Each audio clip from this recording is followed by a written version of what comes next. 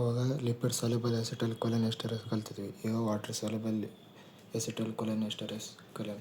Inhibitors ಕಲಿಯೋಣ. ಒಂದು ನಿಯೋಸ್ಟಿಗ್ಮಿನ್, ಪ್ಯಾರಡೋಸ್ಟಿಗ್ಮಿನ್, ಎಡ್ರೋಫೋರಿಯಮ್.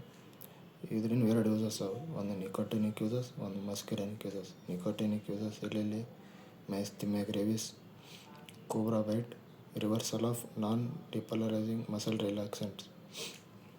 ಇದ್ರಾಗ ಏನಾಗ್ತವೆ ಅಂದರೆ NM ಟೈಪ್ ರಿಸೆಪ್ಟರ್ಸ್ ಸ್ಟಿಮ್ಯುಲೇಟ್ ಆಗ್ತಿರಲ್ಲ. ಯಾಕಂದರೆ ಎಸಿಟೈಲ್ ಕೊಲಿನ್ ಅಷ್ಟು ಇರೋಂಗಿಲ್ಲ. ಅದಕ್ಕೆ ನಾವು ಇವೆಲ್ಲ ಕೊಟ್ಟು ಎಸಿಟೈಲ್ ಕೊಲಿನ್ ಇನಿಬಿಟರ್ಸ್ ಕೊಟ್ಟರೆ ಎಸಿಟೈಲ್ ಕೊಲಿನ್ ಇನ್ಕ್ರೀಸ್ ಆಗ್ತದೆ. ಅದಕ್ಕೆ NM ರಿಸೆಪ್ಟರ್ ಸ್ಟಿಮ್ಯುಲೇಟ್ ಆಗ್ತದೆ. ಆದರೆ NM ರಿಸೆಪ್ಟರ್ ಒಂದೇ ಸ್ಟಿಮ್ಯುಲೇಟ್ ಆಗಲ್ಲ.